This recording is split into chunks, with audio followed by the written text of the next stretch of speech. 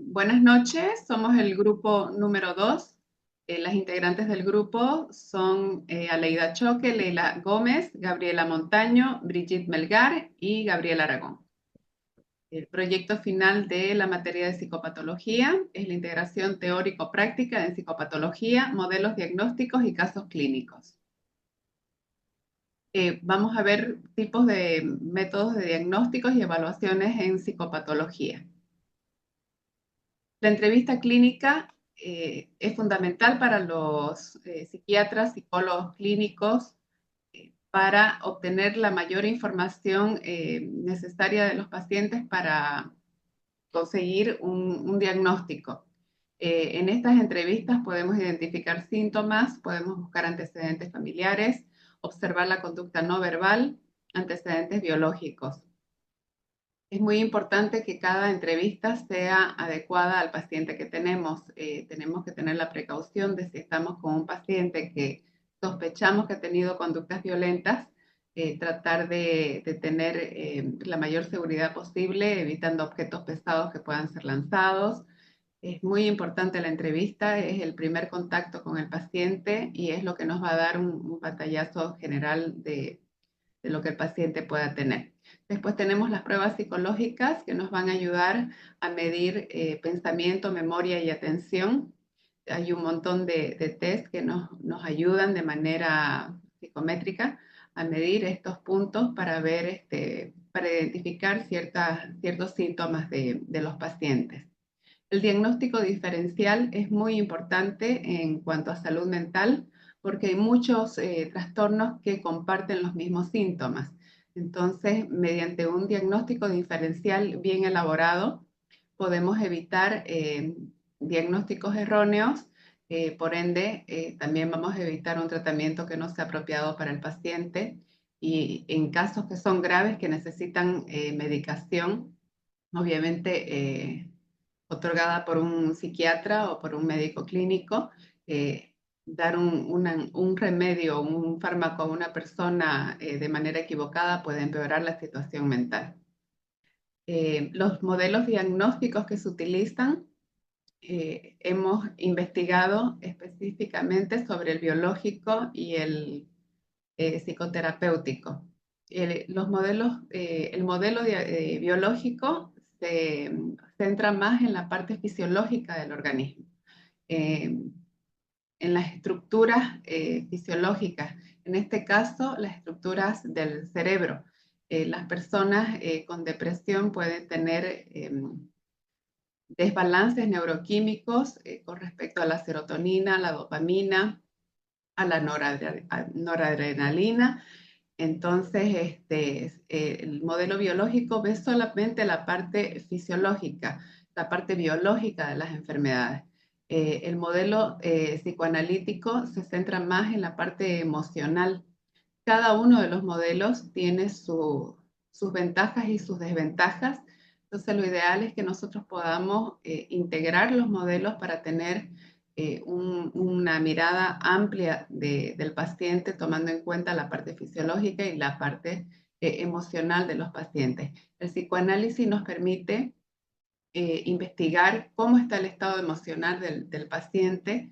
El paciente identifique los síntomas, vea los traumas que ha tenido, los problemas no resueltos, los conflictos emocionales no resueltos desde la niñez y desde ahí trabajar desde la raíz de los problemas emocionales. Entonces, si combinamos el modelo biológico con fármacos, con análisis de imagen, a lo mejor hay alguna alteración en, en el cerebro, en el hipotálamo, en el...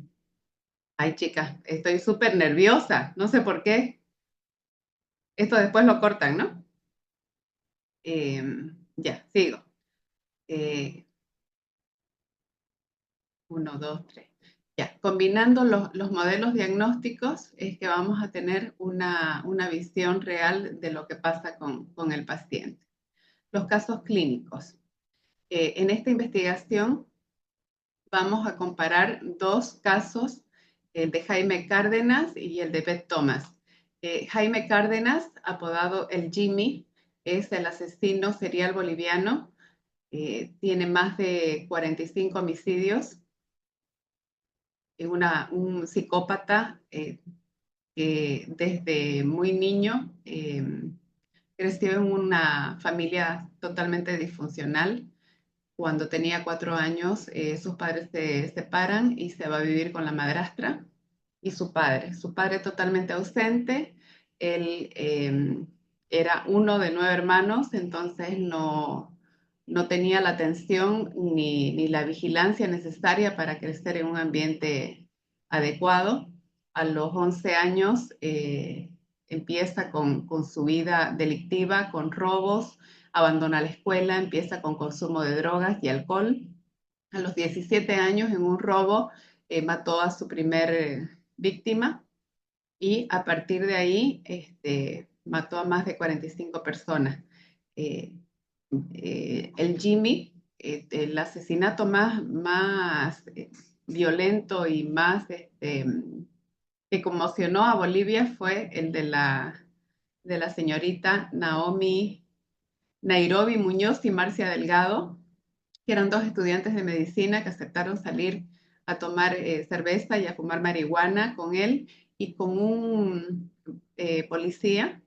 El policía queda dormido en algún momento después de compartir y ante la negativa de las chicas a tener relaciones sexuales con Jaime, las golpea brutalmente, les desfigura la cara con un cuchillo y por último las mata con una piedra.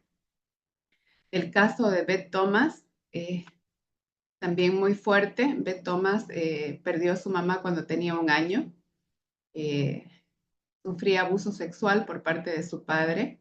Este abuso fue detectado por los médicos en Estados Unidos y cuando los médicos descubren este abuso, la ponen bajo la custodia del Estado y luego es adoptada por una pareja de cristianos junto a su hermano chiquitito y empieza a tener sueños donde aparece un hombre que cae encima de ella y le hace daño. A partir de ahí empieza a tener conductas muy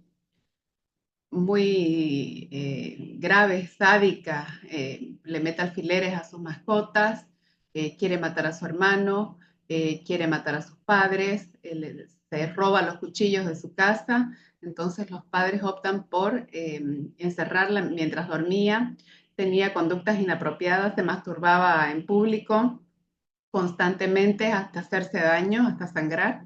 Entonces sus padres la llevan a un psicólogo clínico y la entrevista que graban es totalmente fuerte, muy fuerte. Después ella fue diagnosticada con trastorno de apego reactivo por todos los traumas vividos en la primera etapa de su niñez. Ella es llevada a un centro donde empiezan a corregir esa falta de apego y los cuidadores empiezan a confiar en ella y ella confiar en sus cuidadores y empieza a tratar a la gente con más respeto, a los animales también con respeto, con ternura, mataba a sus mascotas, le metía alfileres, era una cosa muy, muy fuerte. El objetivo del trabajo es identificar los síntomas cognitivos y conductuales de ambos casos, lo que nos permite elaborar un perfil psicológico de los individuos. Jaime Cárdenas tiene el diagnóstico de trastorno de personalidad antisocial con rasgos psicopatológicos y la niña tendría el diagnóstico de trastorno de apego reactivo con síntomas psicopatológicos, aunque según el DMS-5 no podemos diagnosticarla como psicópata por la edad que tiene, ni con este trastorno de personalidad porque necesita 18 años y conductas violentas desde antes de los 15. Descripción de los síntomas. Buenas noches, licenciada. Mi nombre es Aleida Choque. Voy a explicar yo sobre la descripción de síntomas de Jaime Cárdenas. En la entrevista que se realizó a Jaime Cárdenas, hemos podido identificar algunos síntomas que presenta, ¿no? Presenta la falta de empatía. Él muestra una total incapacidad para sentir sufrimiento hacia los demás. Él es muy frío, habla como no hubiera pasado, como no hubiera hecho nada, es algo como si fuera algo normal. También vimos otro síntoma como el pensamiento distorsionado. Cárdenas se justifica su conducta violenta que tiene, ¿no? Porque él comenta que al haber matado que lo había matado a su niño, él ya después empieza a matar como a 15 personas. Eso se justifica, ¿no? Pero también tenemos otros síntomas como la frialdad emocional. En esa entrevista no presenta ninguna emoción Cárdenas. Habla con mucha normalidad. Él es totalmente tranquilo, es como no hubiera pasado nada, es algo común para él. También vimos otro síntoma que es la agresión. Vimos que la agresión, él a sus 11 años ya presentaba agresión, ya se ha vuelto en peleas callejeras, ya desde su corta edad ya él empezó a hacer, ya robaba celulares, ya a los 17 años incluso ya había matado él, ¿no? Y también vimos también una manipulación, ¿no? Él sobornaba, dice, a la policía a favor de intercambios. Él tenía contacto con la policía, se hacían favores. O sea, él manipulaba a la policía porque él también tenía poder de dinero. También hay otro síntoma que hemos visto en Jaime Cárdenas, las conductas delictivas. Cárdenas era un delincuente desde, como hemos dicho en los anteriores síntomas, era desde temprana edad, ¿no? Y en la descripción de síntomas de la niña Beth, también pudimos rescatar algunos síntomas que ella presenta, es la ausencia de culpa, la niña, porque la niña no mostraba ningún remordimiento, ningún tipo de remordimiento cuando le hacían las preguntas, la niña también no tenía empatía por los demás. También otro síntoma que presenta la niña es la dificultad para establecer relaciones afectivas.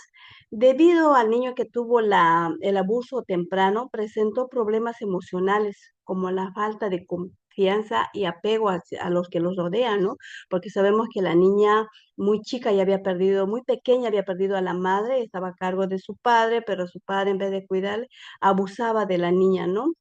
También vimos la crueldad hacia las personas y animales que la niña también, ella mostraba cómo era violenta, ¿no? Violenta con los animales, torturaba a su hermano e incluso quiso matarles a sus padres adoptivos, ¿no? Y también la niña presenta un síntoma de mentiras patológicas. La niña constantemente mentía, en lo cual esto es común, dice, ¿no? En los individuos que utilizan la manipulación como una forma de control y defensa.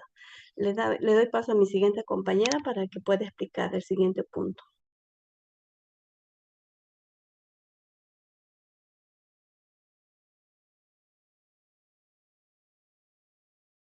Su audio.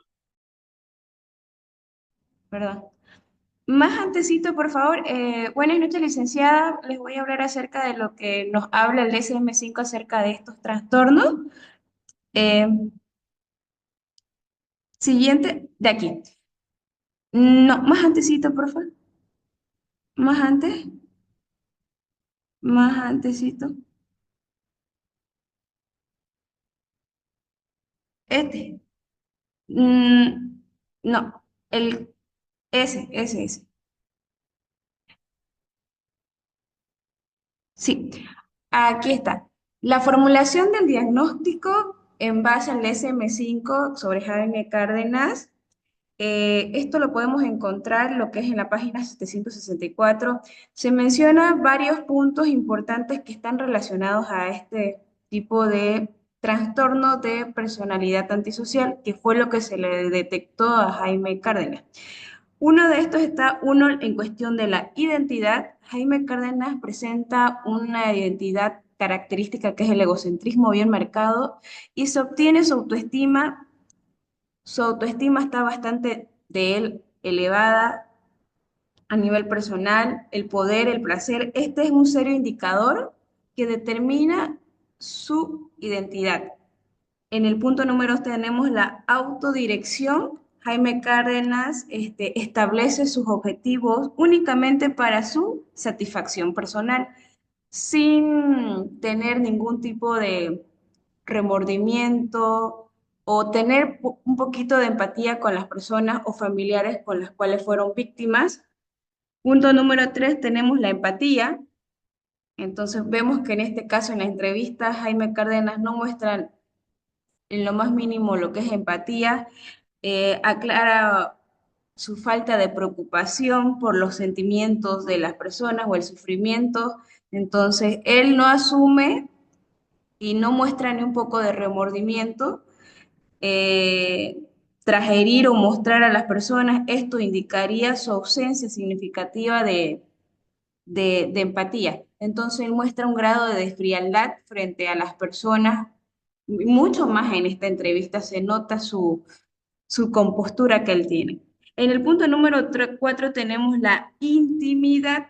Jaime Cárdenas presenta dificultades para establecer relaciones íntimas y tiende a explotar.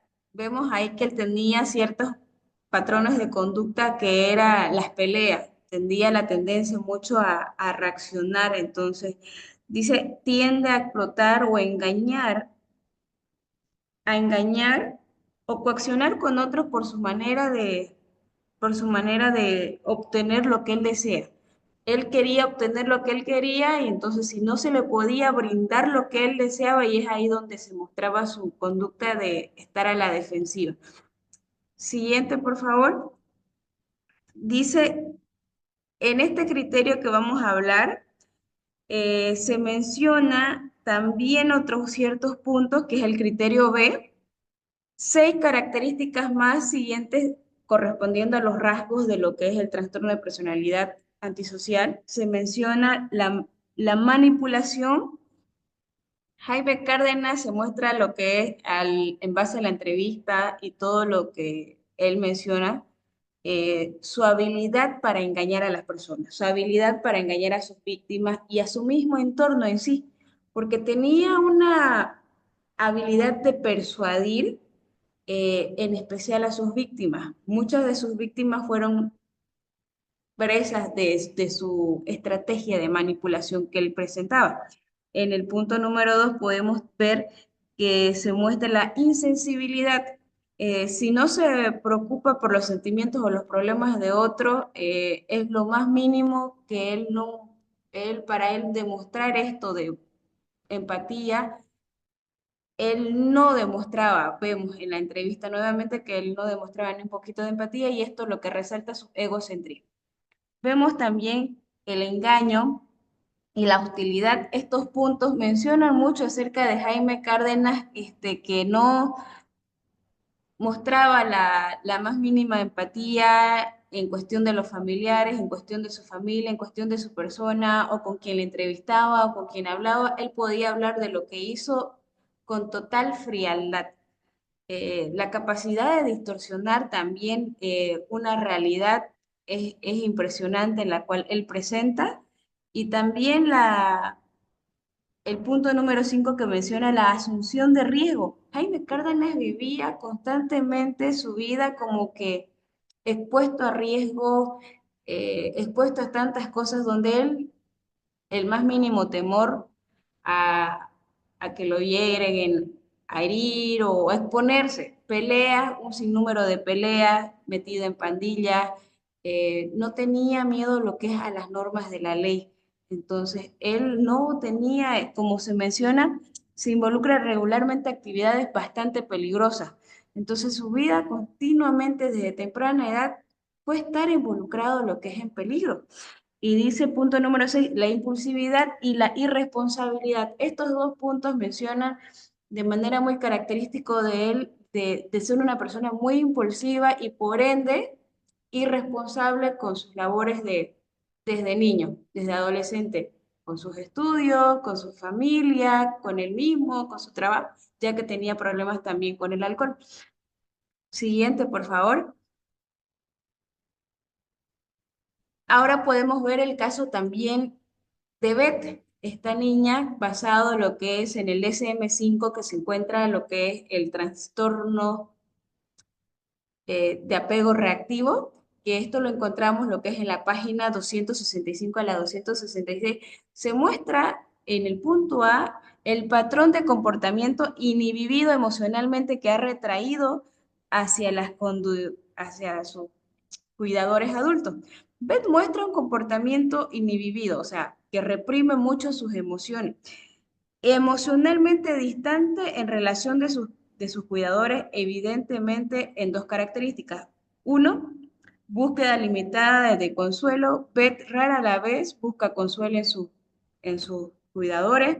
Dos, dificultad para aceptar consuelo. Es una niña en la cual no demostraba que necesitaba ser apoyada, que necesitaba ser consolada, no.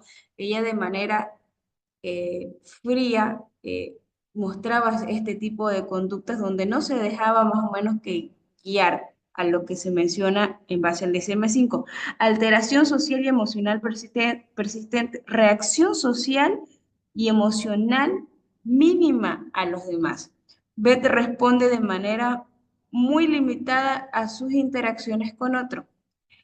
Dos, afecto positivo limitado. Tres, episodios de irritabilidad, tristeza y miedo inexplicable. Estos puntos se lo ve cuando ella menciona de los sueños que ella tenía, que despertaba, se soñaba con pesadillas, que veía a una persona que entraba a su cuarto y entonces ella despertaba con miedo. Es el único momento que a ella se le escucha que tiene este tipo de sentimiento, de sentir ese miedo, porque después vemos más adelante de que ella no tenía miedo a las consecuencias de agredir a un animal, de lastimar a su hermanito o de tener el tipo de pensamiento. No muestra ningún tipo de cierto temor al daño ajeno.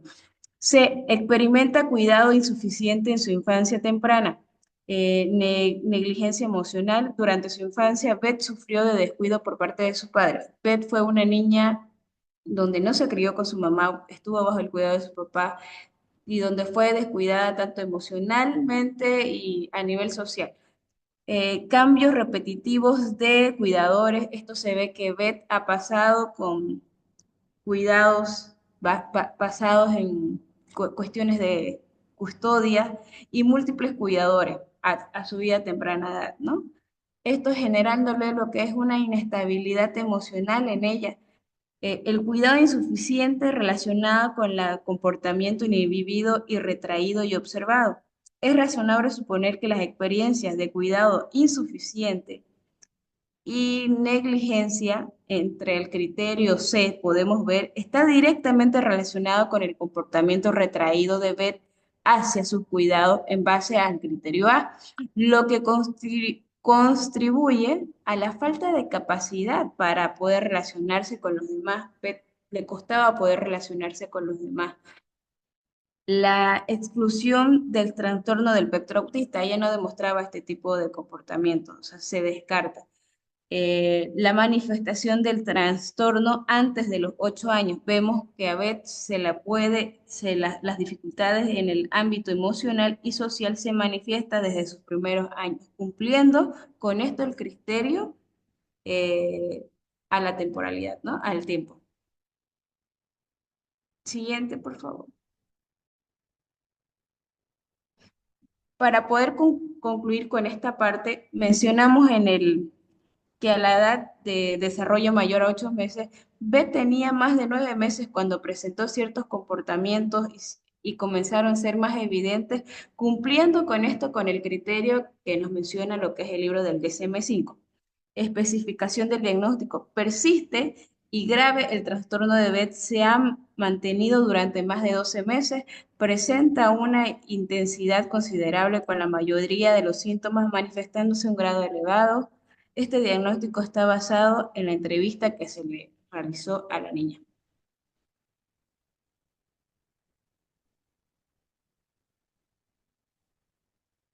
Buenas noches, licenciada. Mi nombre es Gabriela Montaño Rojas y bueno, voy a hablar sobre la comparación que hay en los casos, diferencias y similitudes. bueno, tanto en el caso de la niña Beth y en el caso de Jaime Cárdenas. Las similitudes que tienen ambos casos es la falta de empatía. Podemos ver tanto en la psicopatía infantil como en la adulta, la ausencia de empatía y la insensibilidad hacia los demás es un rasgo muy dominante. Otra de las similitudes que podemos ver también es el engaño y manipulación. En ambos casos, tanto en la infancia como en la adultez, el engaño y manipulación son características esenciales. En adultos se transforma en trastornos de personalidad antisocial. El engaño y la manipulación son parte de un patrón crónico.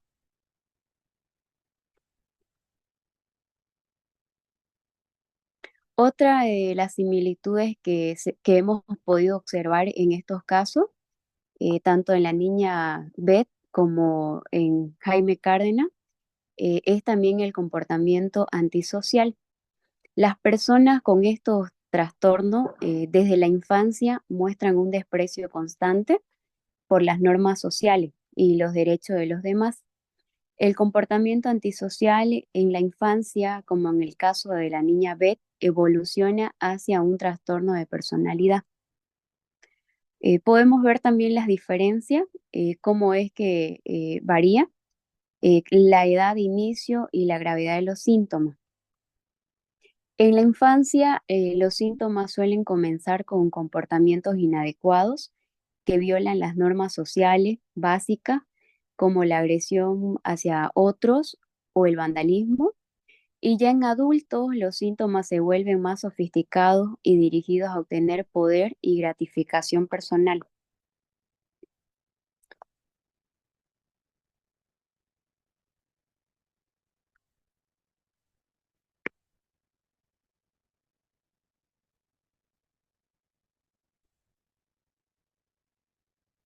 Otra de las diferencias que tenemos también es evolución de los síntomas, cómo es que va evolucionando.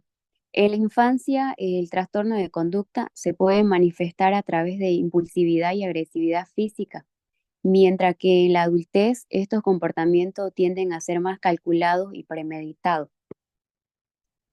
¿Cómo es que los síntomas varían y cómo es que van evolucionando? En la infancia, los problemas de conducta pueden incluir agresión física.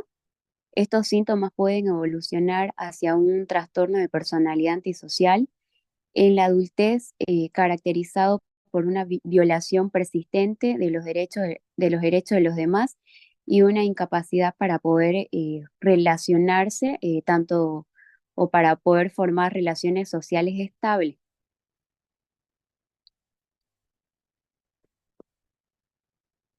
Podemos también aquí poder ver los factores de riesgo biopsicosocial, ya que son tres. Pueden ser factores genéticos, factores psicológicos y los factores sociales. En los factores genéticos hay evidencia de que tanto los factores genéticos como ambientales contribuyen al riesgo de desarrollar un trastorno de la personalidad antisocial. Los estudios de adopción muestran que los hijos biológicos de padres con trastorno antisocial tienen un mayor riesgo, independientemente ya sea del ambiente donde crezcan. Y los factores psicológicos puede ser trauma infantil. En muchos casos de psicopatía infantil, el trauma como el abuso o la negligencia se ha visto que juega un papel importante en la formación de los patrones antisociales. Estos factores pueden estar presentes en ambos casos, como hemos visto en la niña Beth y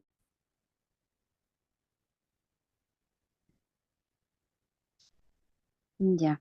Otro de los factores que influyen también son los factores sociales. Tanto en la infancia como en la adultez, crecer en entornos disfuncionales con una falta de disciplina consistente o un modelo inadecuado de relaciones puede agravar los síntomas de la psicopatía. Tanto la pobreza y la exposición a violencia son factores de riesgos asociados al desarrollo de la psicopatía.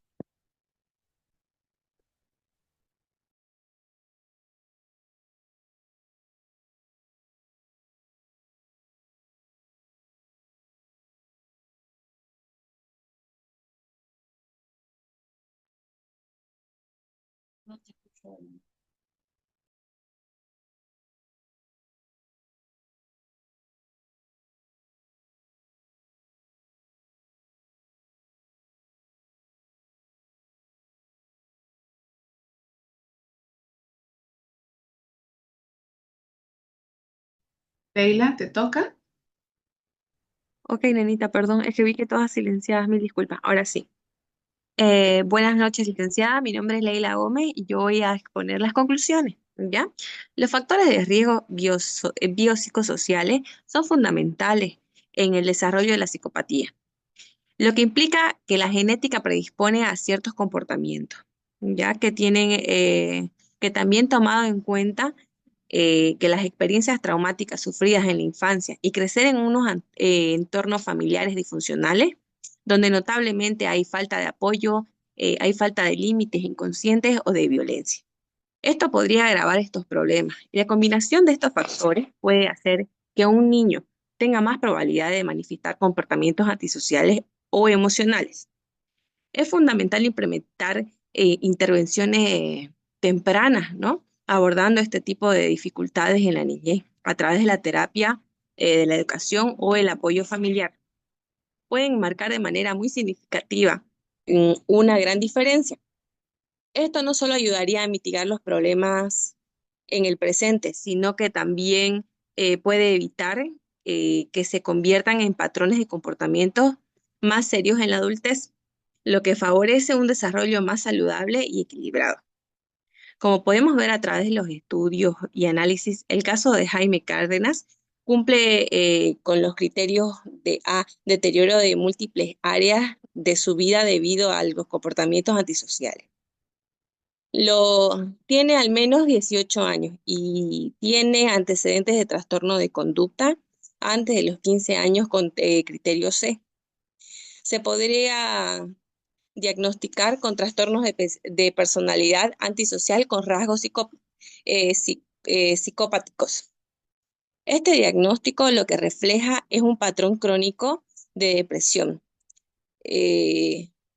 por los derechos de los demás, manipulando irresponsablemente, la falta de remordimiento, todo lo cual caracteriza su funcionamiento social o personal. Más adelante vamos a ver las diapositivas, ¿ya? Haciendo un cuadro comparativo respecto a las características de la psicopatía en adultos y la psicopatía en niños.